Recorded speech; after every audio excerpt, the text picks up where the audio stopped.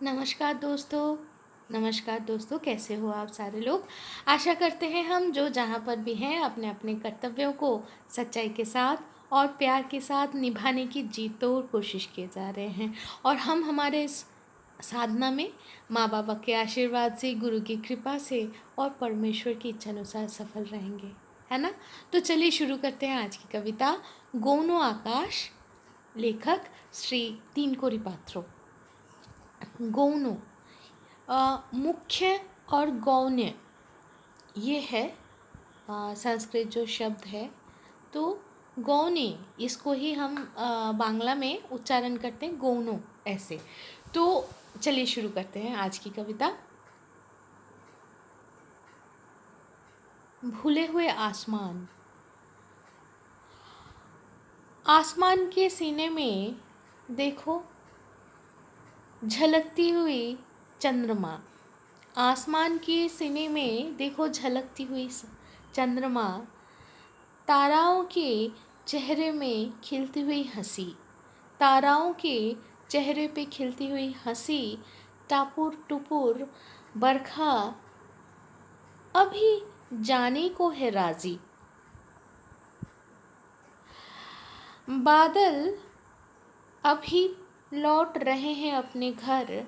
बादल सब सारे अभी लौट रहे हैं अपने घर।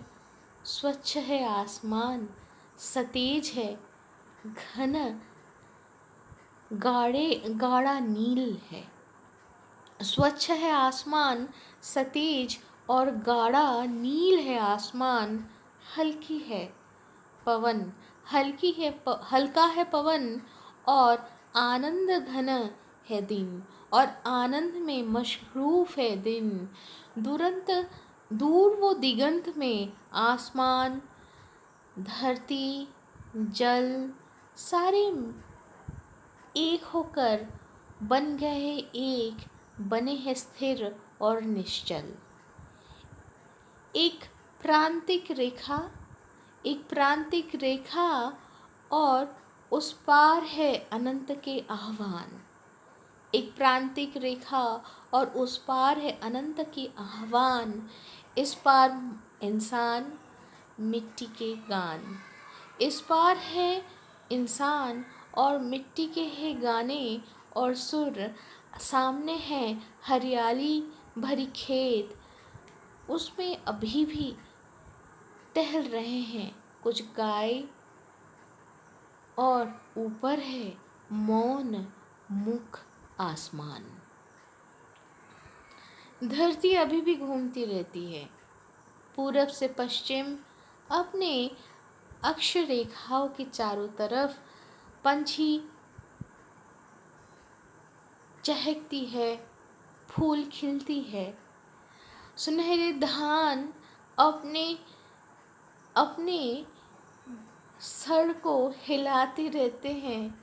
खेत में ठंडी हवा बह चलती है।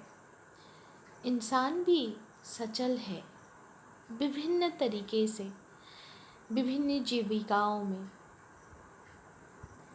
देखो कैसे सजाया हुआ है तल बहुतल। मुखर है उत्साह में, उत्सव में, उज्जल धधकती हुई रोशनी में। लेकिन देखो भूला हुआ है आसमान। भूले हुए है आसमान को झिक झिक आज और नहीं है। कब का खो गया है, कहाँ खो गया है क्या पता। आज तो है सिर्फ गति गति गति। आज तो अपूर्व और दुर्गा, आज तो ओपू और दुर्गा भी नहीं है। दुरंत ट्रेन है, विद्युत है उसकी गति। आनंद विहार बंद है खिड़की, दौड़ रहे हैं ट्रेन।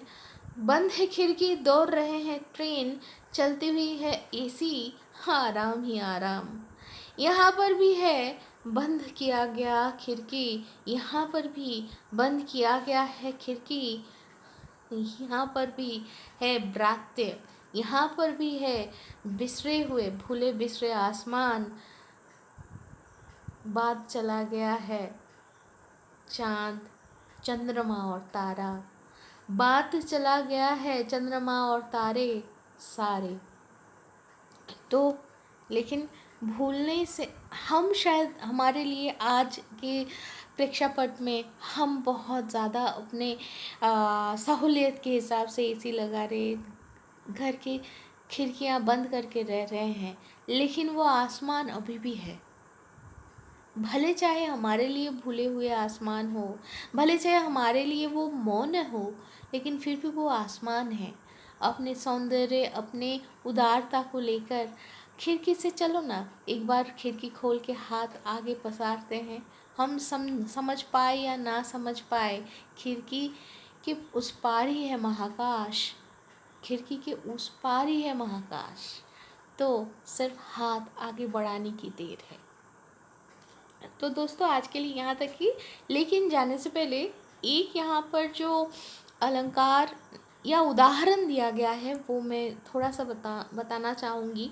यहाँ पर मैं एक बार आप लोग एक उच्चारण की थी कि Apurva, basically Opu, the nickname of that, the shorten form of Apurva इसका है ओपू, बांग्ला में हम लोग ऐसे ही बोलते हैं।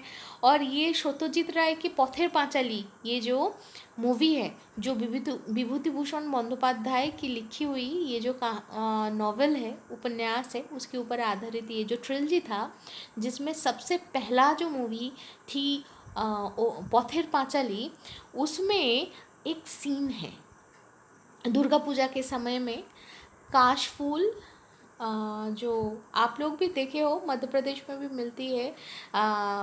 मान लो ये बरसात ख़त्म होने को आएगी और जो घास के जो फूल होते हैं सफ़ेद सफ़ेद, जो विश्वकर्मा पूजा में आप लोग यूज़ करते हो, तो वो फूल हमारे वहाँ पर मतलब बांग्ला में दुर्गा पूजा के समय होती है। तो हम लोग कहते हैं काश फूल। तो जो सिनेरी है, आप लोग कभी पथेर पांचाली अगर देखोगे तो उसमें देखोगे कि वो जो सिनेरी है वहाँ पर एक कोयला वाला ट्रेन, एक बहुत बड़ा सा क्या बोलूँ, मैदान ही बोलूँ, मैदान के ऊपर से वो गुज़र रही है। और वो पूरा मैदान बोलो या खेत बोलो, वो पूरा जो ज़मीन है पूरा भरा पड़ा है वो सफ़ेद काश फूल में।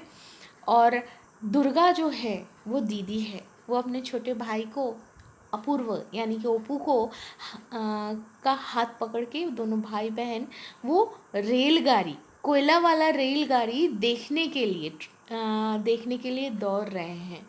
तो ये जो फैसिनेशन है आज के समय में बहुत आगे बढ़ चुकी है हमारी। आज तो हम बुलेट ट्रेन के आजू बाजू भी चलते हैं, अभी तो शायद सुपरसोनिक ट्रेन भी आ जाएगा, ठीक है। लेकिन कहीं ना कहीं ये जो थोड़ा सा ठहराव, एक कहा जाता है ना, एक अंग्रेज़ी में एक कहावत है, rolling stone never gives the opportunity to grow the moss, right, never gathers the moss. मैं सही से ये प्रोवर्ब बोल नहीं पाई, लेकिन इसका अर्थ ये है, स्थिर जल में ही जैसे प्रतिबिंब बनती है, ठीक वैसे ही एक पत्थर है, उसके ऊपर कब मॉस या फार्न जो भी बोलो, कब वो बढ़ना चालू होता है, कब गुणों की विकास होती है, जब सामने वाला ठहरता है।